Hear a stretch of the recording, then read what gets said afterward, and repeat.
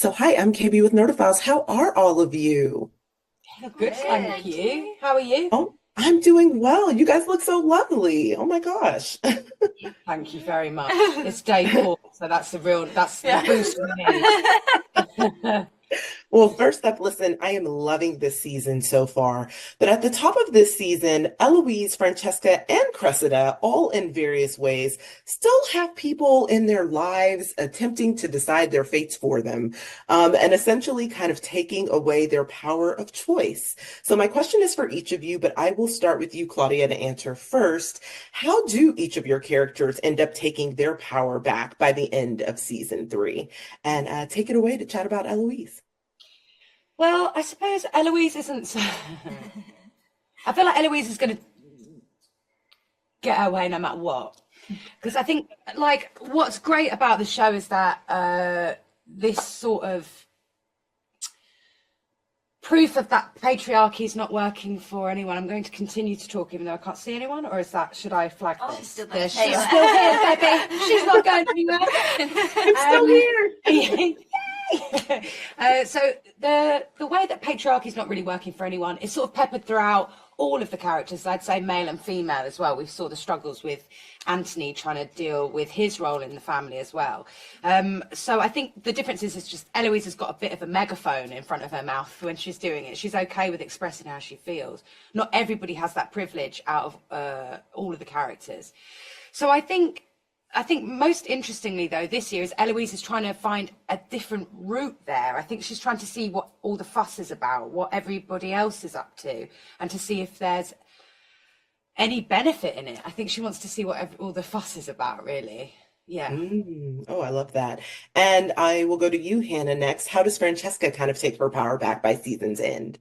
I think she's just trying to work out who she is and what it is that she wants. So when you don't know that, I think you're a little bit easier to mold and you kind of follow the crowd. And because she's not wanting to stand out in any way, she will go wherever. But yeah, she's working out who she is and who she wants to be in the future. So as she gets more confident, I think she'll continue to blossom in that way. Ooh. And last but certainly not least, Jessica, how do you feel like Cressida takes her power back by season's end? Well, we see her very powerless to begin with. I think she really does present the very difficult side of the time and finding a husband and her parents having full control over that. But we do see her take her power without giving anything away too much. Yeah, we do. She does it in a very different way to others because she doesn't have a lot of choice and what she can do is very limited. So yeah, she does it in her own way. Listen, you guys brought the drama and the suspense this season, keeping me on the edge of my seat. But I will start with you, Nicola. So Penelope is a Featherington. She is Lady Whistledown, and she's about to become a Bridgerton. So how does Penelope learn to kind of take back her own power and simply be Penelope without leaning into everyone else's expectations of who she is and how she should be by this season's end? It's a really interesting question because there's so much that goes on with her. That's why she's such a fascinating character to play. She's so multifaceted. But I think at the beginning of this season, she's decided who she's going to be.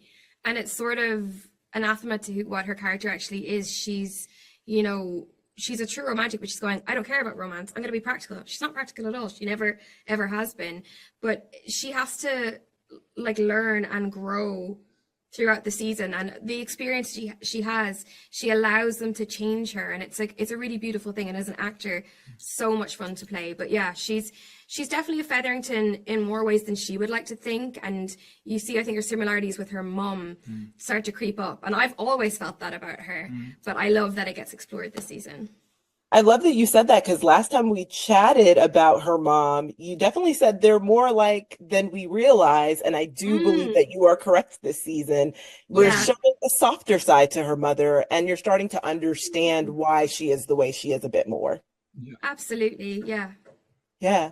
And so on the flip side, for you, Luke, Mm. how does Colin kind of step away from what's expected of him this season? And how does he kind of own his own power when it comes to the type of man that he wants to be? Yeah, I think it's really interesting because a lot of his words of advice this season are actually something that he actually needs to take on himself. He sort of has the illusion that he lives this way and he doesn't care what anyone else thinks. And you know, once you've explored the world and come back from this wild journey, you'll understand it as well. When really he needs to sort of hold up a mirror and see that he's not. He needs to go through that process himself, accept who he really is. And he's kind of a bit tortured this season, and he's going through a lot, and it's all really internal. He doesn't like to express himself. He likes to pretend on the outside everything's okay. And I think there are certain characters like his mother that spot it from afar, and they can maybe bring it up to the surface so that he can really tackle them head on. So yeah. Ooh, I like that. I like that you said his mother does. And obviously, this relationship, I believe, allows a safe space in some ways for both of them to be who they are. So, for each of you, how do you think that this relationship and this love, how has it really transformed how each of them see themselves and what they're capable of in this lifetime? And I can start with you, Nicola. I think it's really beautiful how love changes them, but it's I don't know if I'm going to be able to express this correctly, but it's sort of like love. They learn to love themselves by loving each other, and the love that they receive makes them love themselves more. It's all like it's all intertwined. Yeah. It's kind of, but it's a beautiful thing because it's not just that they're growing on their own, they're growing together, they're realizing their worth, they're becoming who they are. It's like it's a really good, it's a beautifully written series, this series. Yeah. Yeah. And for you, Luke, how do you feel like this love has transformed how they view themselves even? Yeah, I think what's beautiful is that they've known each other for such a long time. They know the childhood versions of each other, and like anyone experiences, when you become an adult, you kind of suppress those sides of you. You like whether it's your imagination or your creativity or the passions that you have in life. The responsibility of becoming an adult kind of gets in the way, and that's what connects them, is that they have this like youthful playfulness that they can never really get rid of. It's what connects them. So it's really interesting dynamic because we haven't seen that in the show before. It's like these two characters that know each other to the core, and it's really nice to see them grow together as individuals and then finally get their happy ending. Well, I love that. And listen, I am still waiting on the two of you to be the literary power couple that you are destined to be, Right. like Yeah. just be the brilliant writers together, help each Yeah, other for out. sure. I'd love that. Yeah. Well, thank you so much for taking time to chat with Nerdophiles. Really course. can't wait for fans to see this season. Thank you. Thank you so much.